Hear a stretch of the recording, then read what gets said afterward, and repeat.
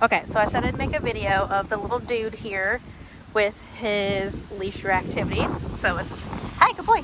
So it's a very, very nasty rainy day, but here we are. Okay, so first of all, what I like is for him to be in a nice little heel. So I use the command, let's go. And I have him on an e-collar. I have it on level 6. And I have a video going over all that stuff. I made a couple of like final videos for everyone today, and then I'll finish this up tomorrow and get them all uploaded. So anyway,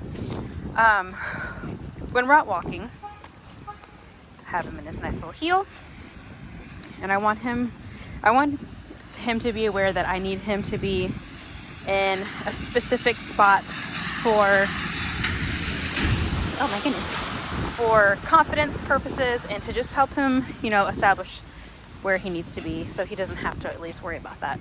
So I want to talk real quick about threshold.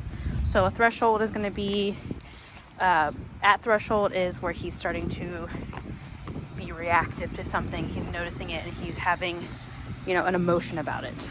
Below threshold, he sees it maybe, but he doesn't really care about it. It's not a threat. It's not something interesting to him. He's just aware that it exists.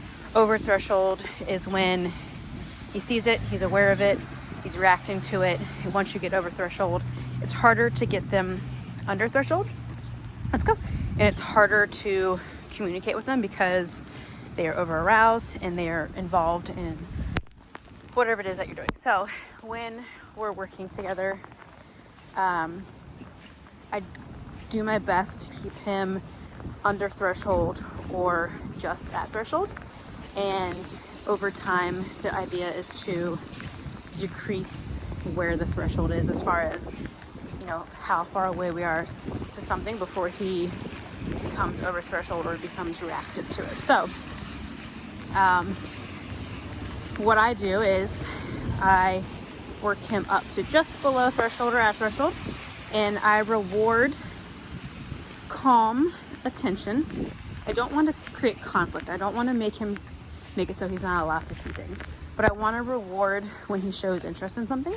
So for him, let's go. For him, I'll do a click and then run backwards so he chases me to come get his reward. So over time, what that does is teaches him that when he sees something, he's going to automatically look up at me for a reward. But then it also builds value on me. So I think a lot of times, we're gonna sit under this tree. It's raining on my phone too much. I think a lot of times it is over interest, over greeting at things, if that makes sense. And that's why he gets vocal, because he's very excited. So I want to put a little value in me. And so rewarding interest, it's a good way to kind of reshape how he feels about things. But then once we get to a point where we are over threshold, let's go. He's not going to take treats. He's not going to be interested in taking things from me. So what I will do is if he starts barking or being naughty, I'm going to correct him. It's either just going to be a little pop with the leash, or it's going to be, hey, walks into a bush, or it's going to be a little bit of an e-collar stim. So usually I'll kind of do a little bit higher of a correction, not anything where he's like yelping or whatever, just he feels it and he's aware of it and he's responding to it. You tell him that is not an acceptable behavior.